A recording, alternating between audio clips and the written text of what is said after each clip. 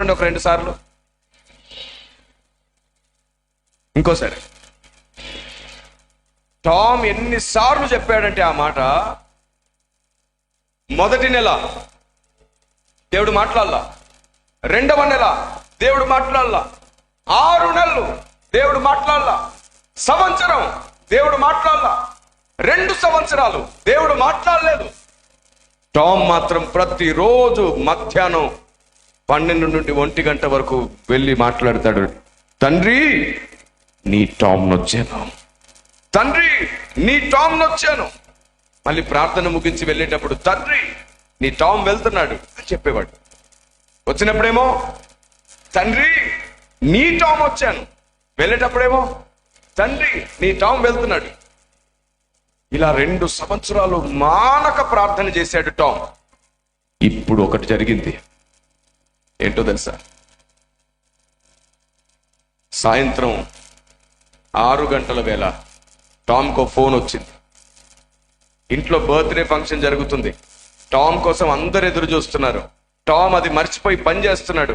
వెంటనే టామ్ ఉలిక్కిపడి system shut down చేసేసి పరుగున బర్త్డే ఫంక్షన్ కోసం అని ఇంటికి వెళ్తున్నాడు. ఒక షాప్ దగ్గర ఆగి కేక్ తీసుకున్నాడు, కొన్ని బొమ్మలు కొన్నాడు. ఇంట్లో బర్త్డే ఫంక్షన్ జరుగుతుంది. స్పీడ్గా వెళ్ళిపోతున్నాడు, చాలా స్పీడ్గా వెళ్ళిపోతున్నాడు. అనుకోకుండా అటు పక్కన రోడ్డులో వెళ్తున్న ఓ పెద్ద ట్రక్కు ఈ పక్క రోడ్డుకు వచ్చేసింది. టామ్ బ్రేక్ కొట్టడానికి కూడా అవకాశం దొరకలేదు.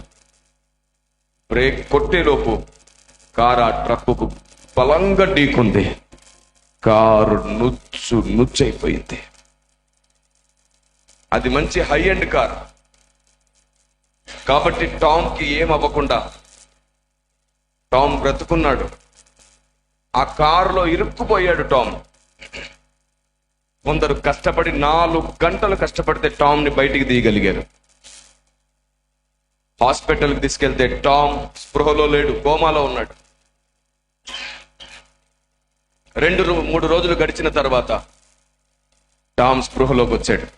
కళ్ళు తెరిచి చూశాడు. బంధువులు పిల్లలు అందరూ ఉండి ఏడుస్తున్నారు.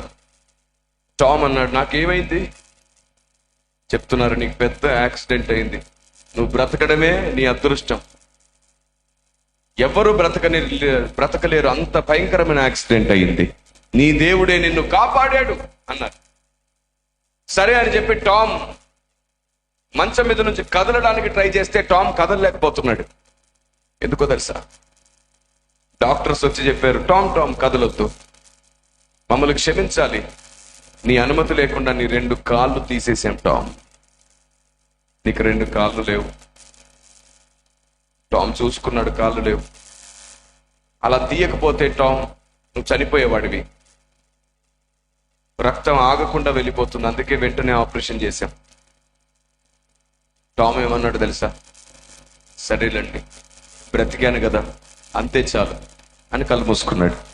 అందరు అనుకుంటున్నారు టామ్కి డిప్రెషన్లోకి వెళ్ళిపోయినట్టున్నాడు. 2 కాళ్ళు పోయాయంటే ఎవరైనా గుండెలు బాదుకుని ఏడుస్తారు, ఈయనేంటి ఏడవట్లేదు?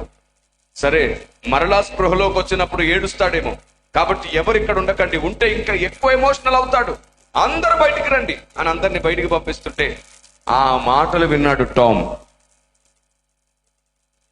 సరిగ్గా 12 అవుతుంది. గోడ గడియారం అలారం మోగుతుంది. 12 అయింది. టామ్ అప్పటి వరకు అలా కళ్ళు మూసుకొని ఉంటే ఆ గోడ గడియారం శబ్దం వినగానే కళ్ళు తెరిచాడు. తెరిచి బోర్మని ఏడవడం ప్రారంభించాడు. ఏడ్చేస్తున్నాడు. వెంటనే నర్సులు పరిగెత్తుకొచ్చారు. డాక్టర్కి ఇన్ఫర్మేషన్ ఇచ్చారు, ఆయన గుండెలు బాదుకొని ఏడుస్తున్నాడు సార్, చెప్పాను కదా ఏడుస్తాడని, వదిలేసేయండి. ఎవరు వెళ్ళినా సరే, బంధువులు వెళ్ళినా సరే, ఫ్యామిలీ వెళ్ళినా సరే, ఎక్కువ ఎమోషన్ అయిపోయినప్పుడు అతని నర్వస్ సిస్టమ్ దెబ్బతింటుంది. ఎవరిని వెళ్ళొద్దన్నారు. ఏడ్చేస్తున్నాడు. ఆ మాటలు విని ఏమంటున్నాడు తెలుసా టామ్? తండ్రి, వాళ్ళెవరో అన్నట్టు నా 2 కాళ్ళు పోయినందుకు నేను ఏడవట్లేదు తండ్రి. 2 సంవత్సరాలు నేను నీకు ఇచ్చిన మాట తప్పకుండా ప్రతిరోజు 12 నుండి 1 గంట వరకు వచ్చాను కదా తండ్రి, ఈరోజు రాలేకపోతున్నాను, నీకు ఇచ్చిన మాట తప్పుతున్నానేమో తండ్రి, నన్ను క్షమిస్తావా అని ఏడుస్తున్నాడు టామ్. చూడండి ఎంత విశ్వాసమో, ఎంత లోబడి ఉన్నాడో. మనమైతే ఆ ప్లేస్లో ఏం చేస్తాం? చిన్న కాలుకు దెబ్బ తగిలితేనే దేవుడు అర్థం చేసుకుంటాడులే, ఈరోజు చర్చికి వెళ్ళకపోతే ఏమవుతుంది అని అనుకుంటావు. కానీ టామ్ అంటున్నాడు, నేను నీకు ఇచ్చిన మాట తప్పినట్టున్నాను ప్రభువా, నన్ను క్షమిస్తావా?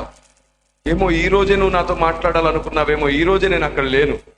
ప్రతిరోజు ఏ రోజు నువ్వు మాట్లాడతావని 2 సంవత్సరాలు ఎదురు చూశాను ప్రభువా, ఈ రోజు నువ్వు మాట్లాడాలనుకుంటే నేను అక్కడ లేను.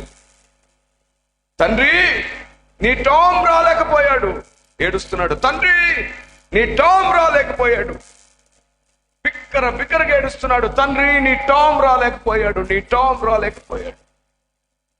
అలా ఏడుస్తూ ఏడుస్తూ ఏడుస్తూ ఉంటే టామ్ ఉన్నటువంటి ఆ ఐసీయూ రూమ్ లో ఒక పెద్ద ఉరుము శబ్దం.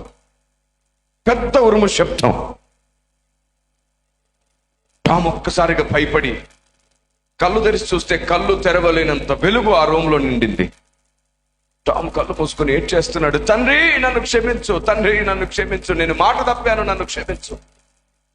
2 సంవత్సరాలు మాట తప్పకుండా ప్రతిరోజు 12 నుండి 1 గంట నీతో ఉన్నాను నేను. ఈరోజు మాట నిలబెట్టుకోలేకపోతున్నాను, నన్ను క్షమించు క్షమించు క్షమించు. ఏడుస్తూ ఉంటే కళ్ళు తెరవలేకపోతున్నాడు. టామ్కి అర్థమైంది, ఇన్ని సంవత్సరాల్లో జరగని ఒక అద్భుతం ఏదో ఇప్పుడు నా చుట్టూ జరుగుతుంది. ఆయనే నా దగ్గరకు వచ్చాడు అనుకుంటా అని టామ్ కనిపించి నోరు తెరిచి, తండ్రి నీవేనా? నువ్వు ఉన్నావు కాబట్టి నేను కళ్ళు తెరవలేకపోతున్నానా? ఒక్కసారి నిన్ను చూసి చనిపోతా తండ్రి, ఒక్కసారి నీతో మాట్లాడి చనిపోతా తండ్రి, నాకు కనబడవా? అడుగుగానే ఆ వెలుగు మెల్లిగా తగ్గిపోయింది. టామ్ కళ్ళు తెరిచి చూశాడు. సరిగ్గా అంత దూరంలో డోర్ దగ్గర ధగ ధగ ధగ ధగ ధగ మెరిసిపోతున్న ఒక వ్యక్తి నిలబడి ఉన్నాడు. టామ్ అది చూసి కన్నీరు మున్నీరైపోయి చేయి జాపుతున్నాడు. తండ్రి తండ్రి. ఆ వెలుగు రూపం అడుగులో అడుగు టామ్ దగ్గరకు వచ్చేసింది. టామ్ తలను నెమిరి, టామ్ నీ తండ్రిని వచ్చానయ్యా, టామ్ నీ తండ్రిని వచ్చాను. ఇన్నాళ్ళు ప్రతిరోజు అన్నావు కదా టామ్, తండ్రి నీ టామ్ని వచ్చాను. ఇదిగో టామ్, ఈ రోజు నుంచి నేనే నీ దగ్గరికి రాబోతున్నాను. ప్రతిరోజు మాట తప్పకుండా నువ్వు నాతో ఉన్నావు. 2 సంవత్సరాలు పరీక్షించి చూశాను టామ్. నా దగ్గరకు వచ్చి, తండ్రి నీ టామ్ వచ్చానంటే నీ మాట వినాలని నీకంటే అరగంట ముందొచ్చి కూర్చునేవాడిని నేను టామ్. గడిచిన ఈ 3-4 రోజుల్లో నా టామ్ రాలేదు నా దగ్గరికి. టామ్ టైం వచ్చేసింది, నేనే నీ దగ్గరకు వచ్చాను. టామ్ నీ తండ్రిని వచ్చానయ్యా, నీ తండ్రిని వచ్చాను. ఆ రోజు నుంచి దేవుడు మాట ఇచ్చాడు, ప్రతిరోజు 12 నుంచి 1 గంట నేను నీతో సమయం గడుపుతానని. సరిగ్గా 12 అవగానే టామ్ రూమ్ లో దేవుడు వచ్చేస్తాడు. ఆ రోజు ఏదైనా తోటలోకి వచ్చి, ఆదామా నీవెక్కడా అన్నట్టు సరిగ్గా 12 నుంచి 1 గంట వరకు దేవుడు వచ్చి అంటాడు, టామ్ నీ తండ్రిని వచ్చాను, నీవెక్కడా?